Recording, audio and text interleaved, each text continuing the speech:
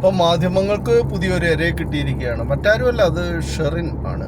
ഷെറിൻ എല്ലാവർക്കും അറിയാവുന്നതാണ്. അവരുടെ കേസ് എല്ലാവർക്കും അറിയാം. അവർക്ക് എന്താണ് സംഭവിച്ചതെന്നും അവരുടെ കുടുംബവുമായി ബന്ധപ്പെട്ട എല്ലാ കാര്യങ്ങളും ഇന്ന് പൊതുസമൂഹത്തിന് അറിയാം. എന്നാൽ ഇപ്പോഴും അവരെ 2009 അവരുടെ കേസ് ഞാൻ പറയാത്തത്, ഇപ്പോൾ മാധ്യമങ്ങൾ ഇത് ചർച്ച ചെയ്യുന്നത് ഈ മസാല കഥകൾ കേൾക്കാൻ ആൾക്കാർക്ക് താല്പര്യമുണ്ടെന്ന് മനസ്സിലാക്കി അവരുടെ കഥകളൊക്കെ വീണ്ടും ഒന്നുകൂടെ പറഞ്ഞ് അതിനൊരു അത് വിറ്റ് പൈസ ഉണ്ടാക്കാമെന്നുള്ള ആഗ്രഹത്തോടു കൂടിയാണ്. അവരുടെ ഭർത്താവിൻ്റെ അച്ഛനെ വധിച്ച കേസിലെ പ്രതിയാണ്. എന്നെ സംബന്ധിച്ചിടത്തോളം എൻ്റെ അഭിപ്രായം എന്ന് പറയുന്നത്, മനുഷ്യൻ ജന്മനാ നല്ലവനാണ്, സാഹചര്യങ്ങളാണ് അവരെ ചീത്തയാക്കുന്നത് എന്നുള്ള ടോൾസ്റ്റോയുടെ അഭിപ്രായമാണ്. ഒരു കേസിൽ ഒരു വ്യക്തിയെ പിടിക്കപ്പെട്ടാൽ ബോധപൂർവമായിട്ട് അയാൾ ഒരാളെ കൊന്നിട്ടുണ്ടെങ്കിൽ നമുക്ക് ഒരാൾക്കും ഒരാളുടെ ജീവൻ എടുക്കാനുള്ള അവകാശമില്ല. അല്ലെങ്കിൽ അത് മാത്രമല്ല, ഒരാളെ പീഡിപ്പിക്കാനോ ഒരാളെ ബുദ്ധിമുട്ടിക്കാനോ മറ്റൊരാളുടെ ജീവിതത്തിലേക്ക് എത്തി നോക്കാനോ ഒന്നുമുള്ള അവകാശം നമുക്ക് ആർക്കുമില്ല.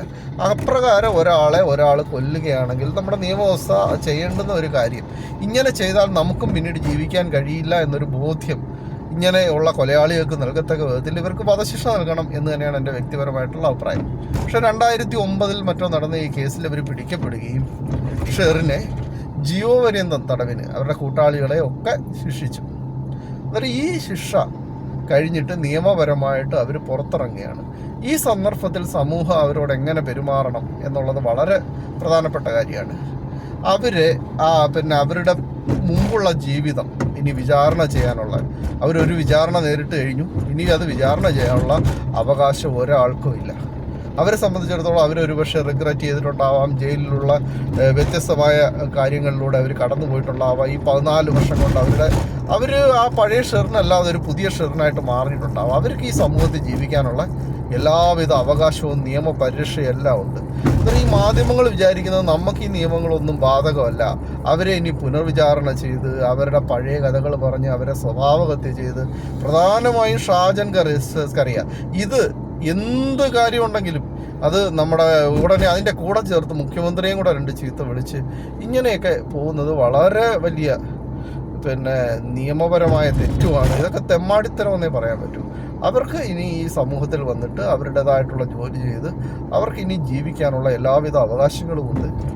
അത് അവർ ചെയ്ത തെറ്റിനെ ഞാൻ ന്യായീകരിക്കുകയല്ല. നമ്മുടെ നിയമവ്യവസ്ഥയെ നമ്മൾ ബഹുമാനിക്കണം. അതനുസരിക്കാനുള്ള ബാധ്യത എല്ലാ മാധ്യമങ്ങൾക്കും പൗരന്മാർക്കും എല്ലാവർക്കും ഉണ്ട് എന്നാണ് ഞാൻ പറഞ്ഞത്. ശരിക്കും പറഞ്ഞാൽ ഇത് മാതൃകാപരമായി ശിക്ഷിക്കേണ്ടതാണ്. ഇവരെ ഇനിയും സ്വഭാവഹത്യ ചെയ്യുന്ന രീതി ഒട്ടും ശരിയായിട്ടുള്ള കാര്യമല്ല. നിങ്ങളൊന്ന് ആലോചിച്ച് നോക്കും.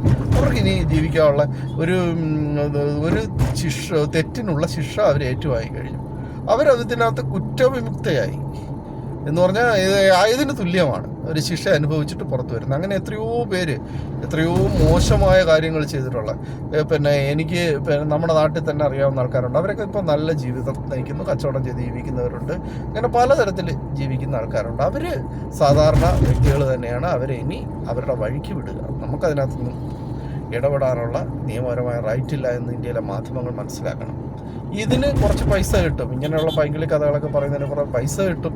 പൈസയ്ക്ക് വേണ്ടി ഇങ്ങനെ ചെയ്യുന്നത് തെമ്മാടിത്തരമാണെന്ന് ഒരിക്കൽ കൂടി പറയുന്നു.